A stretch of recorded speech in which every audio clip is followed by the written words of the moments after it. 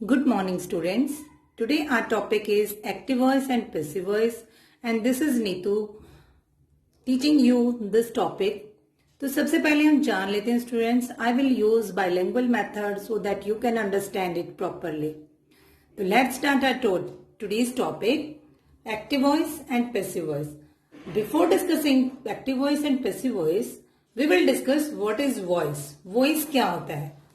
तो वॉइस क्या होता है? Voice tells us whether the subject performs the action और he just only receive the action.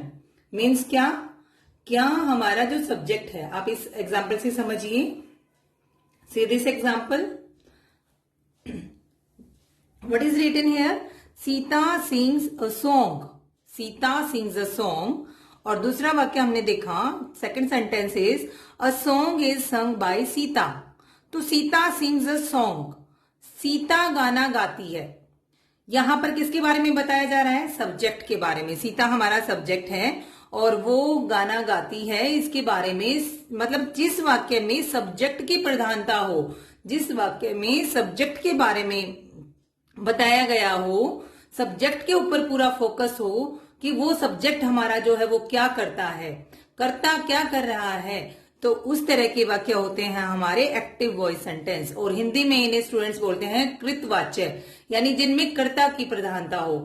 अगर हमारे कर्ता की प्रधानता ना होकर अगर ऑब्जेक्ट की प्रधानता है, अब सॉन्ग यहां पर ऑब्जेक्ट था हमारा और सॉन्ग को हमने सब्जेक्ट के रूप में अब यूज कर रहे हैं हम. अ song is sung by Sita. अब गाने के ऊपर फोकस है कि एक गीत सीता द्वारा गाया जाता है. तो एक गीत इसमें जो हमारा सॉन्ग है, that is the centre of the focus. अब यहां पर कर्म की प्रधानता है, तो जिस वाक्य में कर्म की प्रधानता हो यानी ऑब्जेक्ट की प्रधानता हो, तो उस वाक्य को बोलते हैं हम पैसिव सेंटेंस. अब आप पैसिव वॉइस. तो आई होप स्टूडेंट्स आपको ये समझ में आ गया होगा. I will tell you many examples of it. चलिए आप प्लीज वीडियो को लास्ट तक देखिए. I will make sure of it कि आपको बहुत अच्छे से समझ में आ जाएंगे, लेकिन इसके लिए आपको वीडियो को लास्ट तक देखना है. वीडियो को बीच में स्किप नहीं करना, बीच में बंद नहीं करना.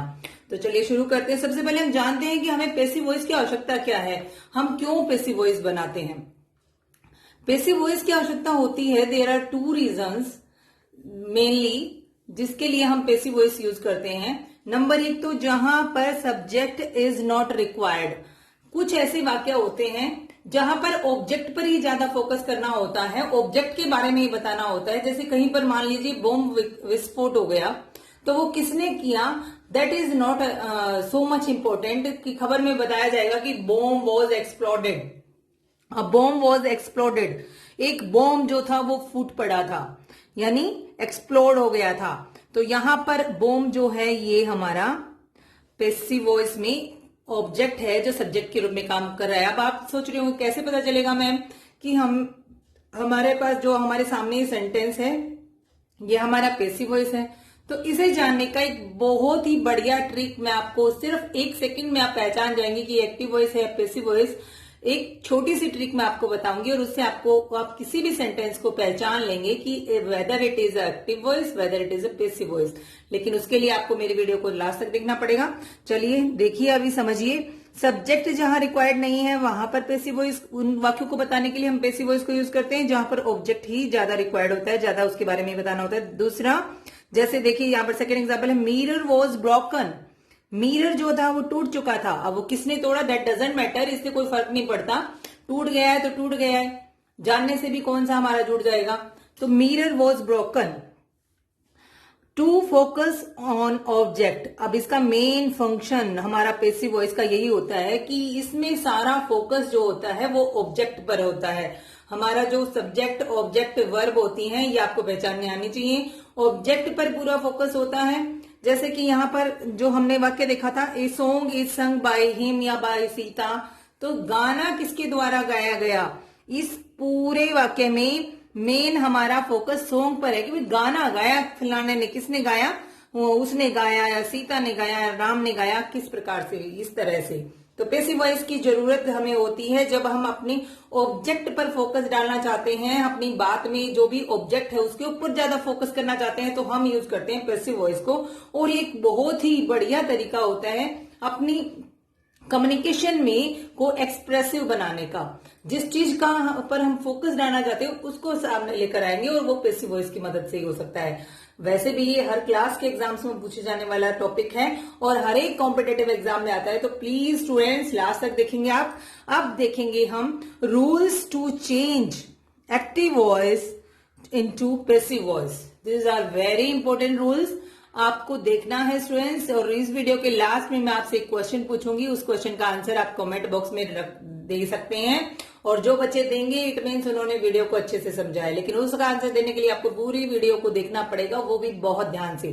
तो देखिए, rules to change active voice to passive voice.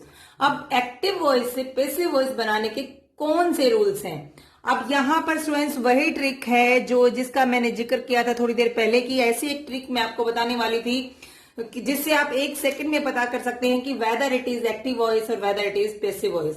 तो ये ट्रिक है, आपको देखना है बी का मतलब होता है एनी हेल्पिंग वर्ब। हमारे जितने भी इंग्लिश लैंग्वेज में वर्ब्स हैं, हेल्पिंग वर्ब्स हैं, मॉडल ऑक्सिलरीज हैं, उनको हम बी में काउंट करते हैं। तो बी हो प्लस में वर्ब की थर्ड फॉर्म हो, बी के अकॉर्डिंग वर्ब की फॉर्म ना होके वर्ब की थर्ड फॉर्म लगी होगी, और अगर उसमें सब्जेक्ट होगा तो बाई होगा, वहां पर नहीं सब्जेक्ट को बिल्कुल ओमिट कर रखा होगा तो बाई भी नहीं होगा। तो बी प्लस वर्ब की थर्ड फॉर्म अगर है तो इट मीन्स वो पैसिव वॉइस है। अब आप देख सकते हैं ऊपर वाले वाक्य में हमने देखा था ए बॉम्ब वॉज एक्सप्लोडेड।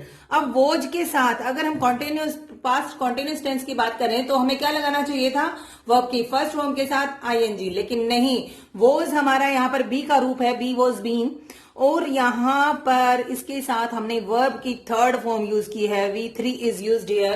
तो वर्ब की थर्ड फॉर्म यूज हुई है, यानी बी प्लस वर्ब की थर्ड फॉर्म हमें इंडिकेट करती है कि it is a passive voice. इसी तरह से जो हमारा सेकंड सेंटेंस था उसमें भी हम देख सकते हैं मिरर वॉज ब्रोकन, तो मिरर टूट गया था, मिरर वॉज, यहां भी वॉज जो है उसके बाद वर्ब की थर्ड फॉर्म है, तो it means it is what? It is passive voice.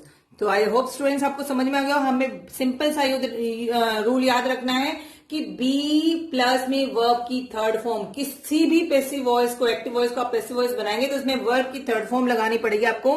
तो उसके लिए आपको वर्ब की फॉर्म याद करनी होनी चाहिए। आप पक्के से इस सारी वर्ब्स की फॉर्म को याद करेंगे, जर्नल जो वर्ब की फॉर्म होती है हमारी उनको। और उसके बाद बी को कैसे चेंज करेंगे ये मैं आपको अभी सिखा दूंगी। और उसके पश्चात दूसरा रूल होता है हमारा इसका, सब्जेक्ट जो है बिल्कुल आसान है।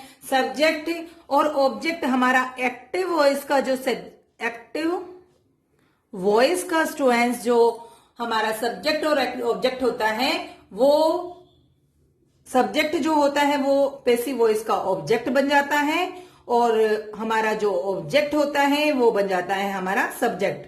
तो अभी हमने देखा था, आपने देखा कैसे बनता है, दिखाऊं आपको? चलिए आपको दिखाती हूं। यहां पर देखिए अपना पहला ही वाक्य, Sita sings a song. Sita is subject, ये सब्जेक्ट है हमारा, ये हमारा ऑब्जेक्ट है। सही है जी। अब हम जब इसको, ये हमारा एक्टिव वॉइस सेंटेंस था, लेकिन जब हमने इसको पैसिव वॉइस बनाया तो जो ऑब्जेक्ट था उसको सब्जेक्ट के प्लेस पे रख देंगे, और जो भी हमारा सब्जेक्ट है उसको ऑब्जेक्ट के प्लेस पे रख देंगे। I hope this one is clear, समझ में आ गया। जब सब्जेक्ट हमारा ऑब्जेक्ट की जगह पे आएगा तो उसके साथ बी वाई बाई का ही प्रयोग किया जाता है, जिसका मतलब होता है के द्वारा। बाई का मीन्स क्या होता है? के द्वारा। तो बाई का मतलब होता है के द्वारा, तो के द्वारा के मतलब किसके द्वारा। और उसके बाद ये हमारा जो मेन रूल था, बी प्लस वर्ब की थर्ड फॉर्म, जो भी यहां पर वर्ब है, ये हमारी वर्ब थी सिंग्स, वर्ब की फर्स्ट फॉर्म के साथ एस या ईएस लगा हुआ था। तो इसको चेंज करने का एक रूल होता है, वो मैं अभी आपके साथ डिस्कस करूंगी कि कौन सी वर्ब की फॉर्म किस में चेंज होती है। तो हम इसमें पहली बात तो है सिंग की थर्ड फॉर्म हमें लगा देनी है, और वर्ब की फर्स्ट फॉर्म प्लस एस या एस आ जाए तो इज एमआर लगाया जाता है, और वो हम यहाँ पर लगा चुके हैं। तो this is the simple rule to change the active voice from the passive voice. Let's discuss how to change the be forms. Be को टेबल, इस टेबल को आपको अच्छी तरह से लर्न करना है स्टूडेंट्स। इस टेबल में मैंने आपको बताया है कि table of changing be, be को कैसे चेंज करेंगे आप।